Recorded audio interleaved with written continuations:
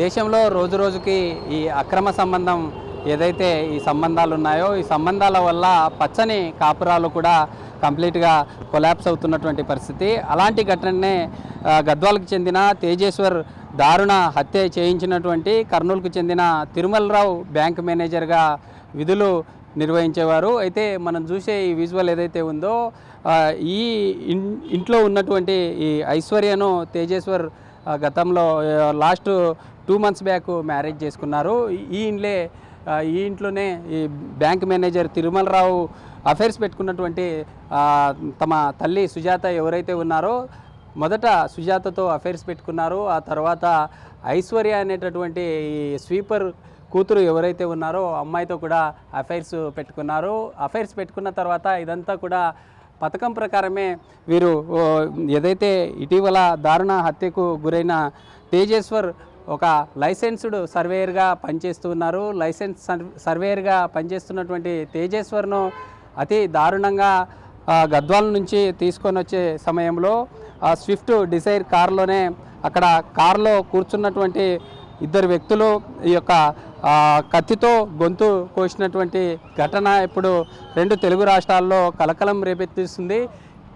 ఇక్కడ మనం చూసే విజువల్ ఏదైతే ఉందో ఈ ఇంటి సమీపంలోనే ఇక్కడ నుండి నేరుగా రోజు బ్యాంకుకు వెళ్ళి కసువు కొట్టి వచ్చేదంటూ స్థానికులు కూడా చెప్తున్న పరిస్థితి. అయితే ఇక్కడే స్థానికంగా కాలనీ వాసులు ఉన్నారు, వారితో కూడా మాట్లాడదాం. అంటే కాలనీలో వీరు గతంలో ఎలా ఉండేవారు అనే అంశాలు వారితో మాట్లాడదాం. మనం చెప్పండి, ఈ ఏదైతే ఈ సుజాత ఇప్పుడు ప్రజెంట్ తేజేశ్వర్ను హత్య చేసినటువంటి దాంట్లో ప్రధాన పాత్రగా ఉన్నటువంటి ఐశ్వర్య వారు తల్లిదండ్రులు కానీ ఐశ్వర్య అమ్మాయి ఎలా ఉండేవారు మీ ఏరియాలో ఉండే సమయంలో, ఎలాంటి పరిస్థితి?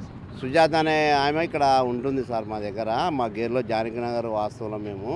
సుజాత అనే అమ్మాయికి 2 పిల్లలు, ఆడపిల్లలు, 3 పిల్లలు. రీసెంట్గా పిల్లోని కొడుకు కూడా చచ్చిపోయాడు. ఆ కొడుకును కూడా ఇల్లే చంపినారని మాకు అనుమానం వస్తుంది. ఎందుకంటే ఈ విషయం పైన ఈ అమ్మాయి మొన్న 1 నెల కిందట మ్యారేజ్ అయింది. మ్యారేజ్ అయిన తర్వాత ఒక పెళ్ళి జరిగిన తర్వాత పెళ్లి కొడుకుని తీసుకుపోయి చంపేసినారు. సుజాత ఆమె కూతురు కలిసి ఒక మేనేజర్ని ఉంచుకున్నారని మాకు ఇప్పుడు తెలిసింది. ఇటువంటి సమాజంలో ఉండకూడదు, సమాజానికే చెడ్డ పేరు, మా జానకి నగర్కి చాలా చెడ్డ పేరు వస్తుంది. కాబట్టి వాళ్ళని చాలా కఠినంగా శిక్షించాలని కోరుకుంటున్నాము. తర్వాత వాళ్ళ ప్రవర్తన గురించి తెలిసినందుకు మాకు చాలా చింతిస్తున్నాము. వాళ్ళనైతే మేము గేర్లో ఉండదలుచుకునేయలేదు. కావున మీరు గవర్నమెంట్ వాళ్ళు స్పందించి దీన్ని కఠిన చర్యలు తీసుకోవాలని కోరుకుంటున్నాం. గతంలో ఏదన్నా ఇలాంటి నేర చరిత్ర వాళ్ళ తండ్రికి కానీ వాళ్ళ తల్లికి ఏదన్నా ఉండేదా? ఈ ఐశ్వర్య వాళ్ళ తల్లిదండ్రులకు తల్లి అయితే భర్త చనిపోయి చాలా రోజులైంది సార్, చనిపోయి. కానీ ఆమె మాత్రం చాలా నీట్గా ఉండడము, ఆమె ప్రవర్తనలో మాకైతే డౌట్ ఉన్నది. కానీ ఇదంతా తెలియదు, తెలిసిన తర్వాత ఈ పరిష్కారం జరిగింది. కావున మీరు ఏదైనా చేసి దీన్ని కఠినంగా శిక్షించాలని కోరుకుంటున్నాము. అయితే మరి కొంతమంది ఉన్నారు, నిజంగా వాస్తవంగా ఈ 2 నెలల కింద ఈ ఐశ్వర్య వల్ల తమ్ముడు ఇక్కడే పెట్రోల్ బంక్ సమీపంలో చనిపోయారని చెప్తూ ఉన్నారు. నిజంగా చనిపోయారా లేకుంటే ఐశ్వర్య కానీ వాళ్ళ తల్లి సుజాత కానీ హతమార్చారా? అది చనిపోయినారనేది మాత్రం వాస్తవమే. కానీ నా కొడుకు చచ్చిపోయినాడు, ఎవరు పట్టించుకోలేదు, నేనే చూసినాను అని ఆమె చెప్పింది మాతోని. కానీ దీని పూరకంగా చూస్తుంటే ఆమెనే ఏమైనా చేసిందని మాకు డౌట్ వస్తుంది. అంటే ఇప్పుడు ప్రజెంట్ ఎవరైతే ఈ ఐశ్వర్య ఉందో, ఇప్పుడు నవీన్ వల్ల చెల్లెలు ఐశ్వర్య ఉందో, ఐశ్వర్య వీరికి కొంత అడ్డుగా ఉన్నారు, అందుకే ఇతన్ని హతమార్చారని చెప్తా ఉన్నారు. అడ్డుగా ఉన్నారని ఆ పిల్లోడు కూడా చాలాసార్లు నాతో చెప్పినాడు. అన్న ఇట్లా జరుగుతుంది, వారు ఏం చేయాలని కూడా చెప్పినాడు. అరే చూద్దాం లేరా అని చెప్పినాను. గేర్లో కొంచెము ఈ సంఘటన జరిగింది కాబట్టి కంపల్సరీ శిక్షించాలని కోరుకుంటాను. మరి కొంతమంది ఉన్నారు అన్న, చెప్పండి, కాలనీలో వీరు ఎలా ఉండేవారు? ఇక్కడ ఉన్నటువంటి ఇంట్లో ఐశ్వర్య వాళ్ళ తల్లి సుజాత వాళ్ళ యొక్క క్యారెక్టర్ ఎలా ఉండేది? ఆమె ఒకప్పుడు ఒక స్వీపర్, టీజే కాంప్లెక్స్లో స్వీపర్గా పనిచేస్తూ ఉండేది. అక్కడ ఆమె పనిచేస్తూ మళ్ళీ కెనరా బ్యాంకులో స్వీపర్గా చేరిందన్న విషయం మాకు ఎవరికి తెలియదు. ఇక్కడ ఆమె షాపులలో పనిచేసే స్వీపర్గానే ఉండింది. అయితే ఆమె కెనరా బ్యాంక్ మేనేజర్ తిరుమలరావు గారిని ఉంచుకుని ఉన్న విషయము మాకు మీడియా ద్వారానే తెలిసింది. మాకు ఇంతవరకు ఏం తెలియదు. కానీ ఇక్కడ చాలా చూడడానికేమో బాగా కనపడేది, బాగుండేది. తర్వాత ఆ పాప ఫస్ట్ ఎంగేజ్మెంట్ అయ్యింది. ఐశ్వర్య అనే అమ్మాయికి ఎంగేజ్మెంట్ అయితే అయ్యింది. తర్వాత క్యాన్సిల్ అయింది. మేము మ్యారేజ్ చేసుకోవడం లేదు, క్యాన్సిల్ అయ్యి మళ్ళీ మరి ఏం జరిగిందో ఇంకొతను అతనికి ఫోన్ చేసి తేజేశ్వర్ అనే అతనికి ఫోన్ చేసి మళ్ళీ ఏం మాట్లాడుకున్నాము, పెళ్లి జరిగింది. పెళ్లి జరిగిన తర్వాత ఆ తిరుమలరావు అనే అతను వీళ్లకు సపోర్ట్ చేసి ఆయన ద్వారానే ఇవన్నీ జరిగినాయి. అంటే ఈ ఐశ్వర్య తమ తండ్రి ఉండే సమయంలో ఎలా ఉండేవారు, తండ్రి మరణించిన తర్వాత వారి యొక్క క్యారెక్టర్లో ఎలాంటి మార్పులు వచ్చినాయి, అంటే ఈ మధ్యలోనే ఇలా క్రైమ్గా వాళ్ళ యొక్క మైండ్ సెట్ మారిందా లేకుంటే ఎలా ఉండేవారు? ఆమె తండ్రి ఉన్నప్పుడు ఇక్కడ లేరు, ఆమె తండ్రి ఉన్నప్పుడు ఇక్కడ లేరు. తండ్రి చనిపోయిన తర్వాత తండ్రి చనిపోయిన తర్వాత ఇక్కడికి వచ్చినారు వాళ్ళు. అంటే ఆమె భర్త చనిపోయినప్పుడు కూడా ఆమె రాలేదంట ఇక్కడికి. భర్త చనిపోయినప్పుడు కూడా రాలేదు. కానీ ఎప్పుడైతే భర్త చనిపోయినాడో తర్వాత ఆమె ఆస్తి కోసము, ఆస్తి పోతుందనే ఉద్దేశంతో అప్పుడు చిన్న కొట్టం ఉండేది ఇదంతా. ఆ కొట్టము ఉన్నప్పుడు మాత్రము మరి ఎక్కడున్నారో మాకు తెలియదు. కొట్టం తర్వాత సడన్గా కొట్టం పడేసి ఇంత బిల్డింగ్ లేపినారు. ఇంత బిల్డింగ్ వాళ్ళు ఎక్కడి నుంచి వచ్చింది మాకు కావాలి ఆన్సర్. ఇంత పెద్ద బిల్డింగ్ వాళ్ళకి ఎక్కడి నుంచి వచ్చింది? అంటే గతంలో బ్యాంక్ మేనేజరే వీళ్ళకి లోన్ కేటాయించారు. లోన్ కేటాయించిన తర్వాత ఇక్కడికే తిరుమలరావు అనే మేనేజర్ కూడా ఇంటికి వచ్చేవాడని చెప్తా ఉన్నారు. అలాంటివి ఏమన్నా మీ దృష్టికి ఏమన్నా వచ్చాయంటారా? తిరుమలరావు అనే అతనితో సంబంధం ఉంది అని కొంచెం మాత్రం మాకు తెలుసు. కానీ రాత్రి వచ్చిపోతున్నాడు అని అనుకుంటున్నాం. మేము పట్టుకోవాలని చాలాసార్లు చూసినాము. ఆయన మాకు ఎస్కేప్లో దొరకలేదు. దొరికింటే సంఘటన ముందనే మాకు తెలుస్తుండేది. కానీ తిరుమలరావు గురించే ఇదంతా జరిగింది అని మా ఊహాగాహన. తర్వాత ఈ ఆస్తి మొత్తం ఆయన గురించే వచ్చింది, ఆయనే కట్టించినాడు అని రూమర్ ఇల్లు. తర్వాత వచ్చేసి ఈ 5 నిమిషాల సంతోషం కోసము అన్యాయంగా పిల్లోని పుట్టలు పెట్టుకున్నారండి. దీన్ని మాత్రం కఠినంగా శిక్షించాలా. మేమైతే వాళ్ళని మాత్రము గేర్లో ఉండదలుచుకోలేదు. మా గేరికే అవమానము, గేరికే కాదు కల్లూరుకే అవమానము, కర్నూలుకే అవమానము, ఈ రాష్ట్రానికే అవమానం. కాబట్టి దీన్ని కఠినంగా శిక్షించాలని మేము కోరుకుంటున్నాం. మీరు చెప్పండి, అంటే నిజంగా బ్యాంక్ మేనేజర్ ఇష్టం అనుకుంటే అతనితోనే వెళ్ళిపోవచ్చు. అంటే నెల రోజుల్లోనే పెళ్లి చేసుకున్నారు. పెళ్లి చేసుకున్న తర్వాత సుపారీ ప్రకటించుకొని ఇలాంటి హత్య చేయించాల్సినటువంటి పరిస్థితి ఎందుకు వచ్చిందంటారు? ఇప్పుడు బ్యాంక్ మేనేజరు యాక్చువల్ అంటే బ్యాంక్ మేనేజర్ తిరుమలరావు గారు ఫస్ట్ భార్యను చంపాలని ప్రయత్నం చేసినాడంట, నంబర్ 1.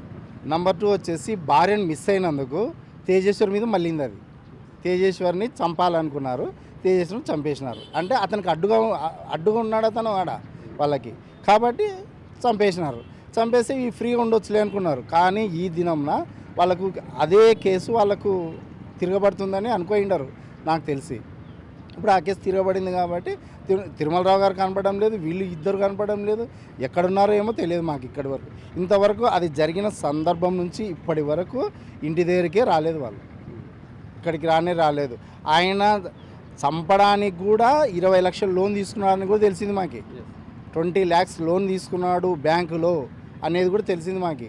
అది మరి ఇంకా అది నిజమే అయి ఉండొచ్చు. ఎందుకంటే ఊరికే ఎవరేం చేయరు కదా, సుపారీ ఇస్తేనే పనులు అవుతాయి ఆడ. దానికోసమని మీరు ఎలాగైనా అండి మాకు ఇక్కడ వాళ్ళు ఉండడానికి వీలు లేదు. ఈ జానకి నగర్లో మా దగ్గర ఉండడానికి లేదు. మీరు ఎంత త్వరగా వాళ్ళని ఖాళీ చేపిస్తే అంత మంచిది మాకు ఇక్కడ. రేపొద్దున మా పిల్లలకు కానీ రేపొద్దున సంబంధాలు రావాలంటే ఎవరు చూస్తారు? గేరికే మాకు అవమానము. ఈ సందా జానకి నగరా అని మేము నోరు ఎల్లబెడతారు మాకు. రేపు మా పిల్లలు పెద్దగా అవుతారు, ఆడపిల్లలు కావచ్చు, మగ పిల్లలు కావచ్చు. అలాంటి వాళ్ళే అనుకుని రాకుండా అయితే మా పరిస్థితి ఏమి? ఇది కూడా మీరు ఆలోచించాలా, ఈ మీడియా వాళ్ళు కూడా ఇది కూడా ఆలోచించాలా మీరు. సో కాబట్టి మీరు దయచేసి వాళ్ళను మాకు ఇక్కడ ఉండకుండా చేయవలసిందిగా కోరుతున్నాం. అయితే మరి కొంతమంది కాలనీ వాసులు ఉన్నారు, వారితో మాట్లాడదాం. బ్రదర్ చెప్పండి, ఇక్కడ ఉండే ఐశ్వర్య తమ బ్రదరు నవీను నిజంగా చనిపోయారా లేకుంటే వీరి చెల్లెలు వాళ్ళ అమ్మ అందరు కలిసి ప్లాన్ ప్రకారమే చంపించారు? ఉండొచ్చు సార్ అదైతే. కాకపోతే ఏంటంటే సార్ ఇంతకుముందు నుంచి ఇక్కడ ఏంటంటే వీళ్ళ ఈ ఇంటి మీద ఉన్న సమస్యలు ఏంటంటే సార్ వేషలుగా తిరిగే వాళ్ళు ఉంటారు కదా సార్ బస్ స్టాండ్ దగ్గర, వాళ్ళకు కూడా అడ్డలాగా ఏర్పడింది సార్ ఇక్కడ.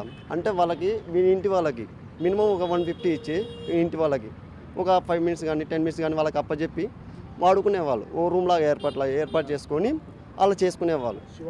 శివమ్మ అంట అత్తగారు అంటే సుజాత అమ్మగారి అత్తగారు ఉన్నప్పుడు వాళ్ళు ఇట్లా ఏర్పాటు చేసుకున్నారు. సో వాళ్ళ నుంచి వచ్చినదే ఇదంతా అంత ఎట్లా అంటే చాలా చెడ్డ పేరు వచ్చేసింది సార్ వీధికి ఇక్కడ కల్లూరులో.